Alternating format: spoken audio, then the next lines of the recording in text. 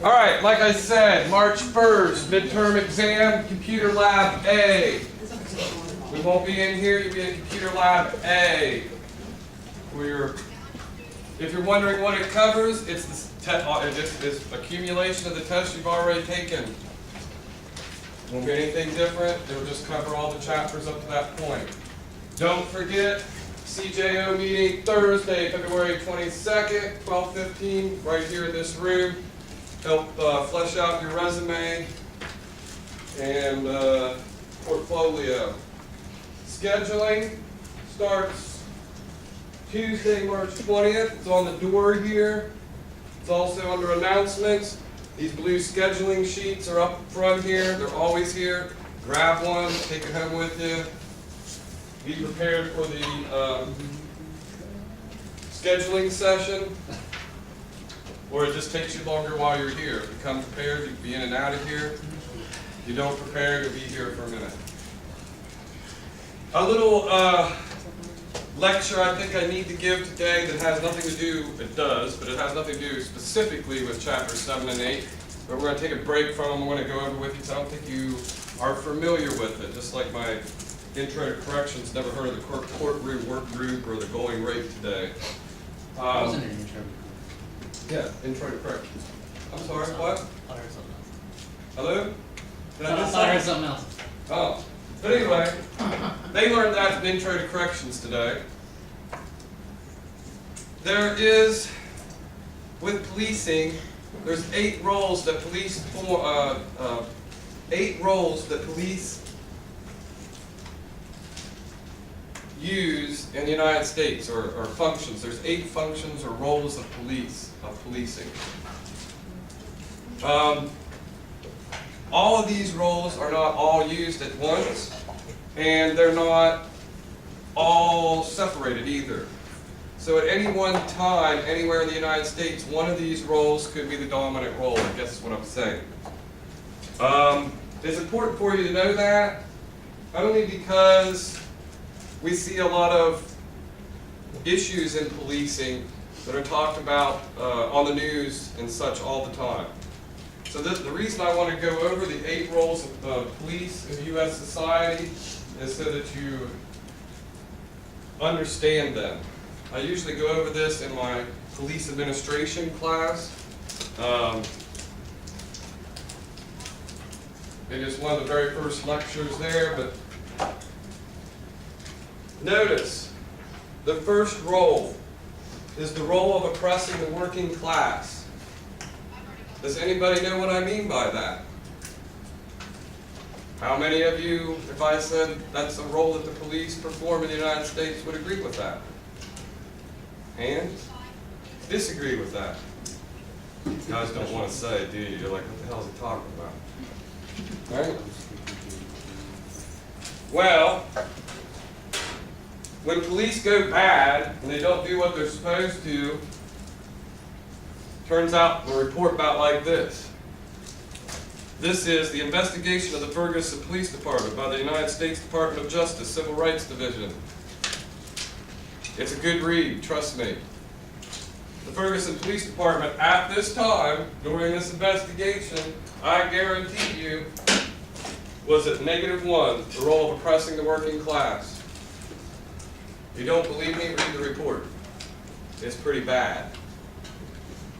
Alright? Is that the goal of police in U.S. society? No, that is not our goal. That is not the goal at all. In fact, that is the antithesis to the goal of policing in the United States. Does it happen? Yes. Do we see it? And do we have sometimes even riots about it? Yes. It's there. The second role down the chart here is the use of force role. That's why the police are here. How many other occupations in the United States do you know of where you carry a gun and have the right to kill somebody if they violate the law or if they cause harm to others? You carry a gun on duty all the time. It's the police, right? You don't call somebody, you don't call the fire department, right? When it calls for a gun, somebody with a gun to come. So the central role of the police is the use of force. And I call it, it's the gun, stupid. They're the people that show up with guns when there's a problem. So they are entrusted by our society through the social contract. How many of you know what the social contract is? Nobody knows what the social contract is? I know what it is. Tell me. I think it was I'll give you, take my freedom but protect me. Correct. Giving up various, It all started with the King and Right. Magna Carta, We were really. walking off the ladder bus. But correct. The social contract is we give up certain freedoms to the government for the government to protect us. All right? So that if somebody kills my brother, it's not on me and my dad and the rest of my clan to go find that person and hang him from a tree to get justice. All right? Before government, that was how it worked, right? You killed mine, I'd take revenge and kill yours. When we formed government, here comes the social contract. I gave up some of my rights to the government for them to protect me. All right? So, the use of force role. That's how the police came into being. Under British law, and the forerunners were the British bobbies, and then the colonies came over here, and we had some night watchmen and private security police that worked for plantation owners and brought slaves back. But by and large, once we formed the United States and the Constitution was signed, it's the social contract, and that's when policing really took hold in the United States. So the next one down is the crime prevention role, and we've worked under this for years in the United States. It's one of the reasons police ride around in cars, and before that, it was ride around on horses, right? Some of the state police photos I see of West Virginia State Police show the guys on horseback. They just come back from war. You know how they got their green uniform? Anyone? Anyone? Bueller? You know? How did they get their green uniform? Oh, that is about their green uniform. Oh, does anybody know how the West Virginia State Police come to have the green uniform? Dun, dun, dun. Ah, I knew it! You're a secret 21 Jump Street state cop in here, aren't you? Was it because that's what they wore in the war? That's exactly it. They come back from the war, there was no state police in West Virginia, and the governor needed to form a state police. It was during the Depression, and so the officers, you simply used their military uniforms and got their badge put on it, and some lapels, epaulets that said West Virginia State Police. That's the tradition of the green uniform. All right? The role of maintaining order. I hope I never did this one when I carried a badge, -1, oppress the working class.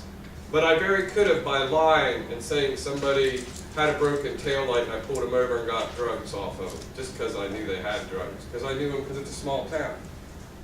But that would be -1, oppressing the working class, using my authority and lying, using my badge, all right, just to bust somebody.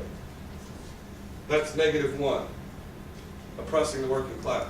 You want to know, this is online, just simply Google Ferguson, investigation of the Ferguson Police Department, United States Department, it'll pop right up, PDF version of this. I just printed out so you guys know how thick it is. And it makes you about half disgusted when you read it.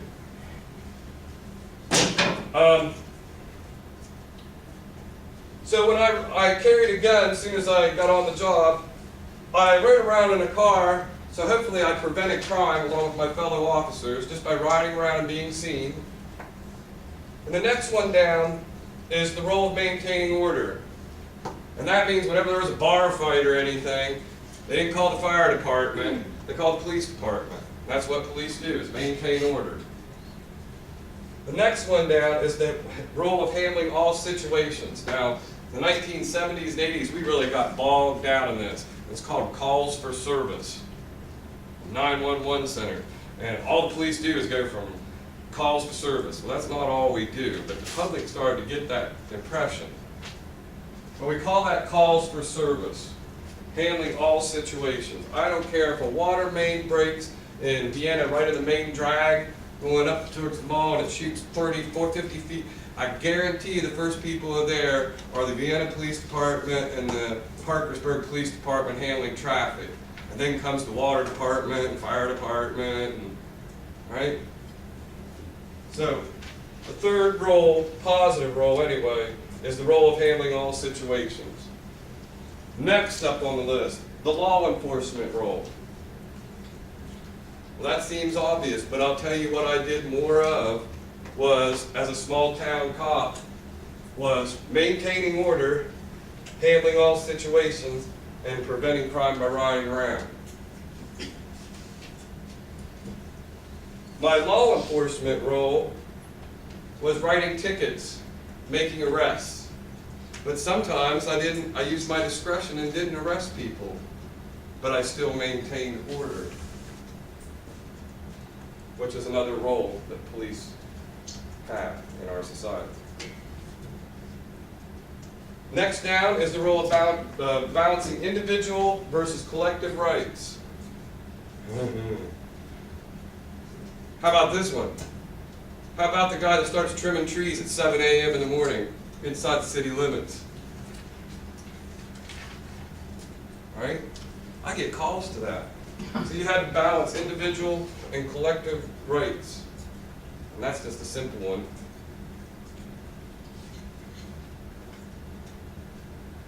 Individual, we'll get into that some other time. And the last role is the role of serving the community. And I shouldn't say last. It's number 6, and it's the most hardest to achieve sometimes. But what I want you to know, other than -1 here, the role of oppressing the working class, is 0 through 6 here are in operation in almost all police departments at all times. Some variation. Officers are doing some variation of these. And every once in a while, they might goof up and do a -1. Such as lying about a taillight being out and pulling somebody over and busting them for drugs when the taillight wasn't out. I'm just making that up. But that's not right, right? It's important that you know these roles that police perform in the United States when you hear about all these different incidences that go on with police officers. That in the 17,500 police department or law enforcement agencies in the United States, they're all somewhere in these, performing these roles. Hopefully not -1. By virtue of them carrying a gun, they're all doing 0, number 0. And that only 0 there just means it's neutral. All police officers carry a gun. Now, separate yourself from that. Does anybody know the difference between a law enforcement officer and a peace officer? Well, I'll give you some examples of peace officers. West Virginia State Police, Barnesville Police Department, Wood County Sheriff's Office, Belmont County Sheriff's Office. I'll give you some examples of law enforcement agencies. The Ohio State Highway Patrol, the West Virginia Division of Highways, I don't know, that guy that runs around that silver car, what's his name, title, what's it say on that car? You know what it does? It pulls over trucks. DOT. West Virginia DOT guy, he's law enforcement. Some states blend that all together. I get in a fight with a New Jersey professor we have here from New Jersey. They blended that all together. I think there's only 3 states out of the 50 that did that. In almost all of the states in the Union, you're either a peace officer or a law enforcement officer. But do you know what I hear in the public, in the media? I even hear other cops here, there, and everywhere say it. There's very few that know the difference and that spout it publicly, because, man, the media sure loves saying law enforcement, law enforcement, law enforcement. And the reason I bring that up, that's just one role here, isn't it? One role that police officers or peace officers perform. peace officers. One role out of 1, 2, 3, 4, 5, 6, 7 positive roles.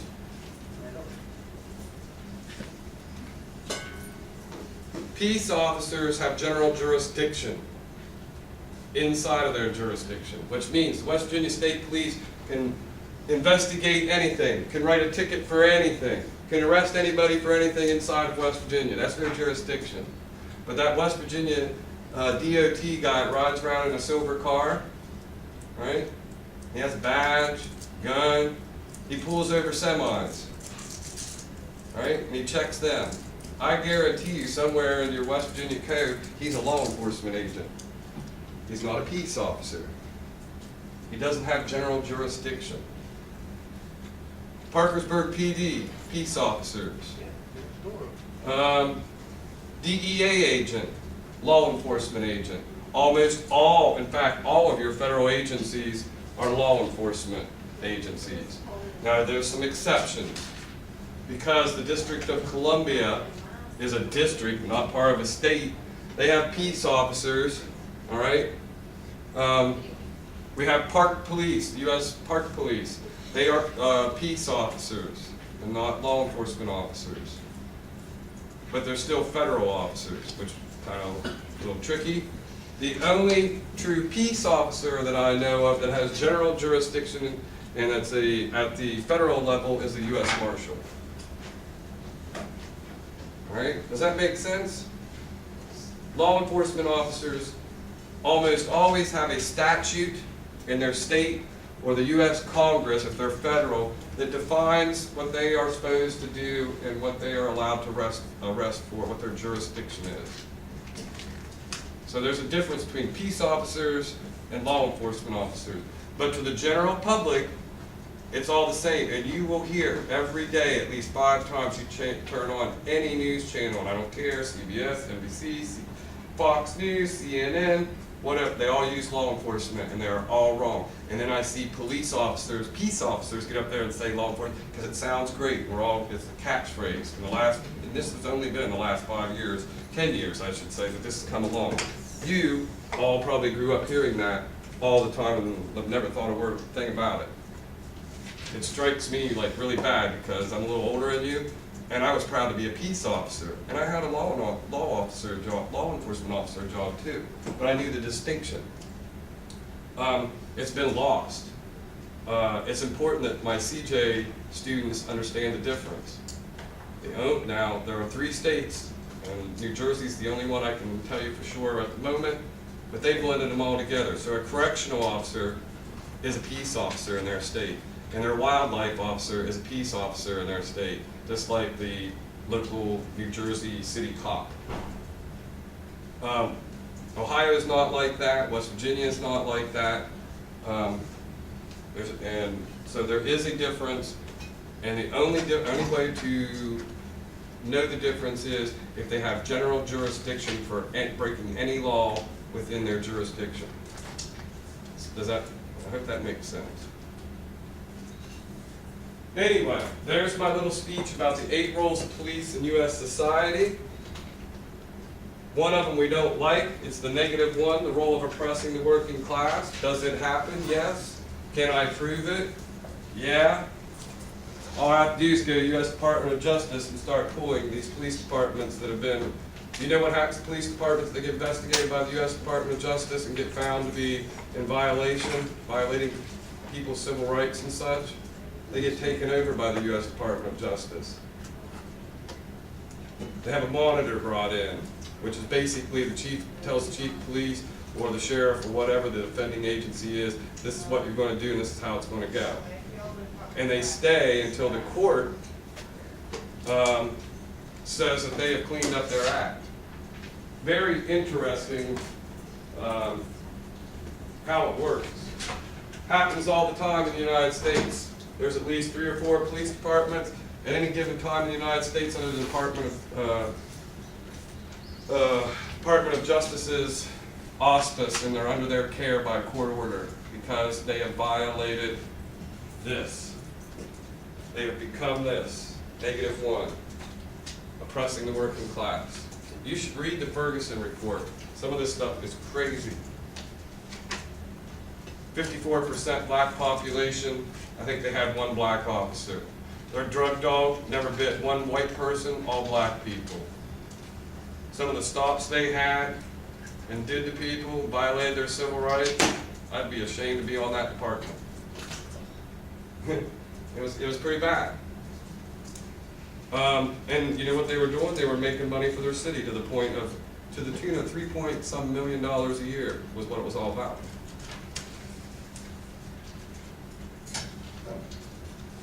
So, bad policing does happen. Is there different roles that policing going on all at the same time? Yes. Is there a bad role in there? Yes. Do we encourage it? No. All right. So let's get off that and get to chapters 7 and 8.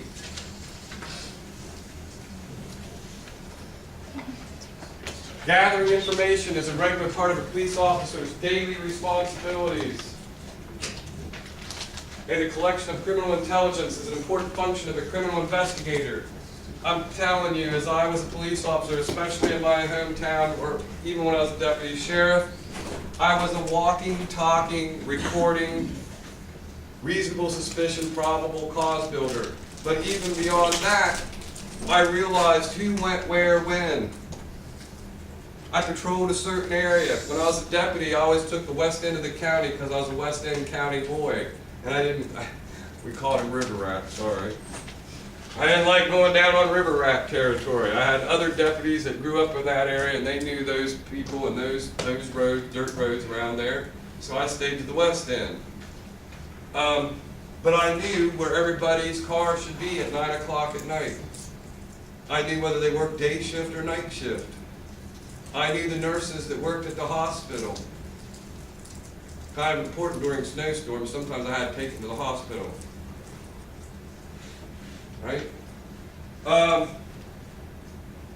That's all part of, a lot of this that we're going to talk about here is for larger departments, but if you still do it on a small department scale, I bet you the Wirt County Sheriff knows times and places where people are normally at during the day, during his patrol, and if it's out of place. Like that car shouldn't be there at this time of day. So whether you're a big department or a small department, it's just a little bit different how intelligence and surveillance gathering works. New York PD, they have a whole division that do this stuff. Wirt County's one person, but I guarantee it, he still is gathering intelligence and surveillance, just in a different manner. Intelligence within law enforcement involves the collection, collation, evaluation, analysis, and dissemination of information related to criminal activity. A systematic approach of information and intelligence gathering is essential to successful criminal investigation. Overt. Now let me ask you, a systematic approach of information and intelligence gathering is pretty formalized in New York City. They have a whole department for it. But Wirt County, it's not so formalized. And it's all about the population you serve. How many of you have ever been to New York or New Jersey, anywhere around there? You guys know the housing then, how it goes like straight up in the air, and they're big clusters, these great big buildings, and there's probably like 800 people in there or more. That's when policing changes. You know what changes policing? Population density. Think about it. Why does Wirt County only need one cop? Population density. Persons per square mile. Totally different than Manhattan. The persons per square mile, 1.2 mil. Persons per square mile, what's the county I keep saying? Wirt County, 10 people per square mile. Don't you think we'd have to police those areas different? Same with surveillance. Overt information collection involves personal interaction with people. But covert information collection is the most commonly used within law enforcement. There are substantial differences between criminal intelligence and criminal investigation functions. Surveillance is used to obtain evidence. prevent the commission of a crime, establish probable cause, improve interview and interrogation process, and develop additional leads. Additionally, there are several techniques for conducting surveillance, including 1 and 2 officer surveillance, usually involving 1 or 2 cars, and stationary surveillance. You've seen this on the cop shows, I bet, right? It's kind of hard doing it with one person tailing somebody because they catch on. If you use 2 cars, it's a better deal. Let's go to PowerPoint.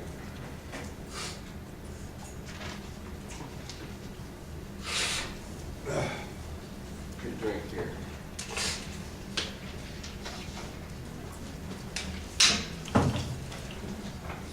Sorry for the sniffles, but I have been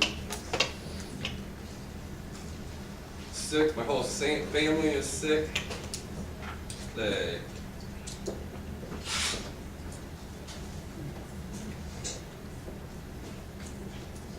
been around for hundreds of years. Intelligence operations of federal, state, and local police agencies change with the needs of society. Remember Prohibition, communism, the McCarthy years, and now we're into the terrorism.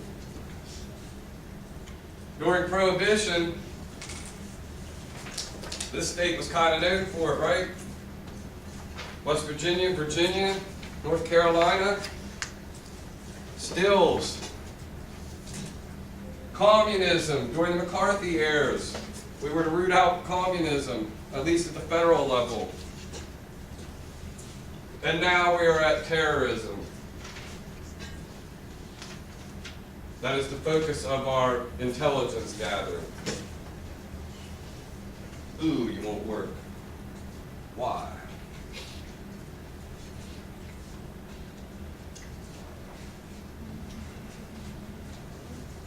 Think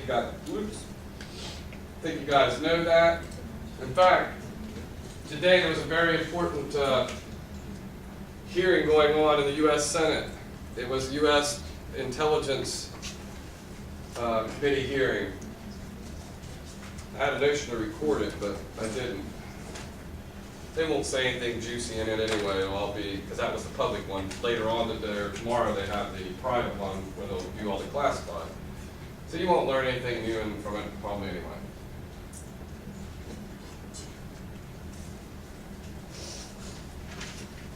Intelligence gathering can be faulty or not used to its fullest potential if it is not properly organized, focused, and directed. Gathered information is not necessarily intelligence until it has been disseminated. Doesn't do any good if you archive it and nobody does anything with it. The power of information can be abused.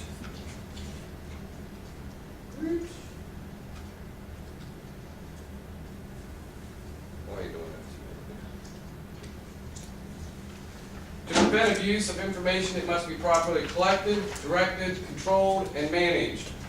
Since 9/11, many terrorist tactics have been foiled due to proper information collection and sharing. Part of that homeland security as an umbrella over all the agencies was supposed to help aid in this proper information collection and sharing. Organized crime is often a focus of information gathering. State and local agencies use information gathering for criminal matters.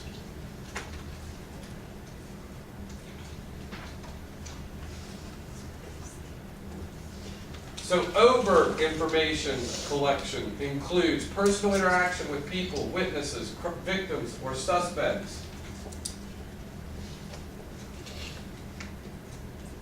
Documentation of that contact is vital. Patrol officers have a lot of opportunity to collect information.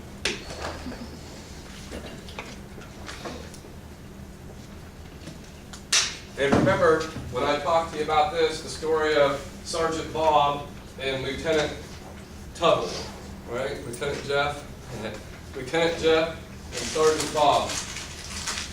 Everybody wanted to tell Lieutenant Tubble, Lieutenant Jeff, stuff that they had heard on the street.